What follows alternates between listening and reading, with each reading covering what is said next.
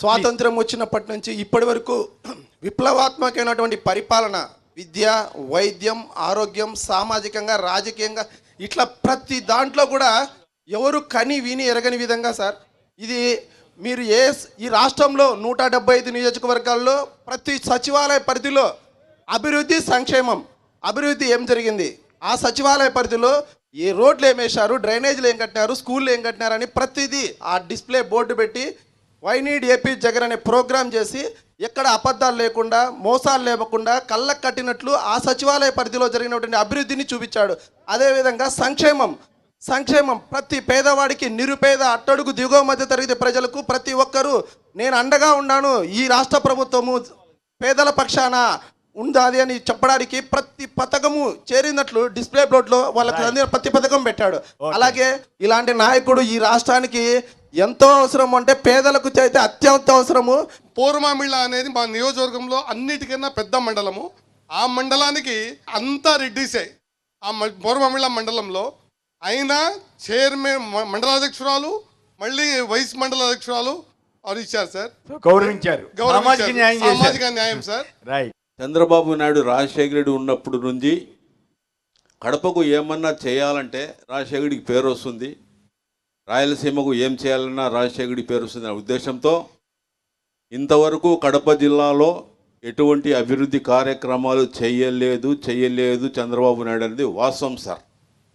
గతంలో మీరు కడపకు వచ్చి ఉండొచ్చు. మీరు ఇప్పుడు కడప రోడ్లు ఎలా ఉన్నాయి సార్ అని నేను మీకు అడుగుతున్నా. నేను ఇప్పుడు 46వ సంవత్సరంలో ఉన్నా, అనేక సార్లు నేను కడప వచ్చాను. ఇప్పుడు ఎలా ఉంది సార్? చాలా అద్భుతమైన మార్పు. Super super super super duper sir. Correct. మన కడప అలా అభివృద్ధి చేసింది సార్. కరెక్ట్. కడపలో మేము ఊహించలేదు సార్. కడపలో కూడా సూపర్ స్పెషాలిటీ హాస్పిటల్ సార్ మనకు వచ్చింది సార్. బద్వేల్లో అయితే సెంచురీ ప్లైవుడ్ ఫ్యాక్టరీ వచ్చింది సార్. అవును. పులివెందల్ అయితే మెడికల్ కాలేజ్ వచ్చింది సార్. చంద్రబాబు నాయుడు ఏమిచ్చాడు సార్? ఏమన్నా ఇచ్చాడా కడపకు రాయలసీమకి ద్రోహి ఎవడన్నాడంటే చంద్రబాబు నాయుడు సార్. సంక్షేమము, అభివృద్ధి అనేది కడప జిల్లాలో ఎవరు ఏ చిన్నపిల్లని అడిగినా చెప్తుంది సార్. అలాంటి రూపురేఖలు మార్చిన స్కూళ్ళు కానీ, అమ్మఒడి కానీ, ముసలోళ్ళకు పెన్షన్ కానీ అన్నీ ఎవరు ఏం చేసినా కూడా జగన్మోహన్ రెడ్డిని ఎవరు ఏం చేయలేరు సార్. 175 సీట్లకు 175 సీట్లకు వన్స్ మోర్ పులివెందల నుంచి అక్కడ వరకు సార్. ఈ నీచమైన మనస్తత్వాలు, ఇంత కుతంత్రాలు చేసి ఎవరేం చేసినా కూడా, ఎన్ని కుతంత్రాలు చేసినా మన అన్నని ఎవరు ఏం చేయలేరు. మన అన్న పేరు చెప్తేనే పిల్లోళ్ళ కానించి పెద్దోళ్ళ వరకు అందరూ నమస్తే పెట్టి మాకే జగనన్న సీఎం కావాలనుకుంటున్నారు.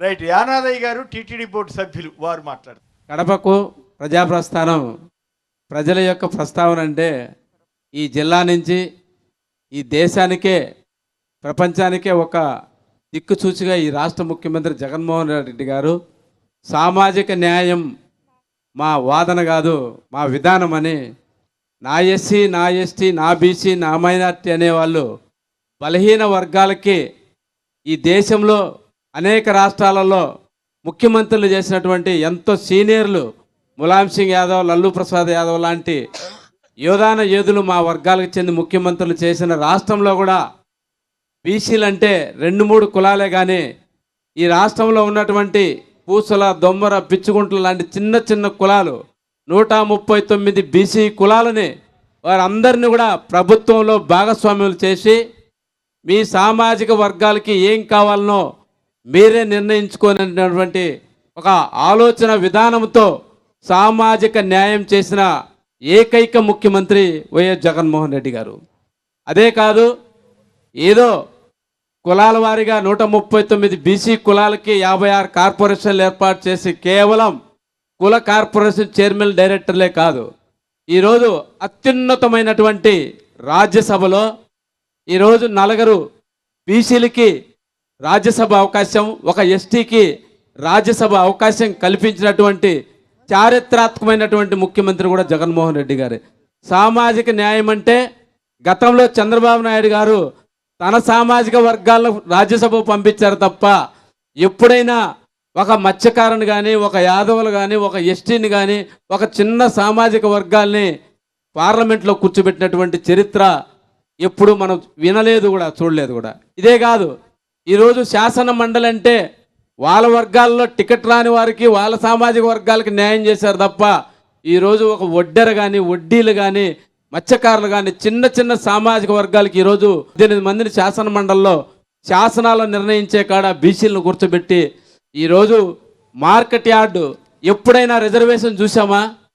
ఒకే 2-3 వర్గాలు తప్ప లేనటువంటి పరిస్థితిలో ఈరోజు అగ్రవర్ణానికి చెందినటువంటి అనేక మంది ఈ అధికారం రావడానికి ఎంతో కష్టపడినా ఈరోజు సామాజిక న్యాయం జరిపి, సామాజిక న్యాయంగా అన్ని వర్గాలు అభివృద్ధి చెందితేనే ఆంధ్రప్రదేశ్ అభివృద్ధి చెందుతుంది. ఎప్పుడైతే ఏ కులమైనా రాజకీయంగా ఎదకపోతే ఆ కులం నశించుతుంది అనేటటువంటి అంబేద్కర్ వాదాన్ని తీసుకొచ్చినటువంటి ఏకైక ముఖ్యమంత్రి జగన్మోహన్ రెడ్డి గారు.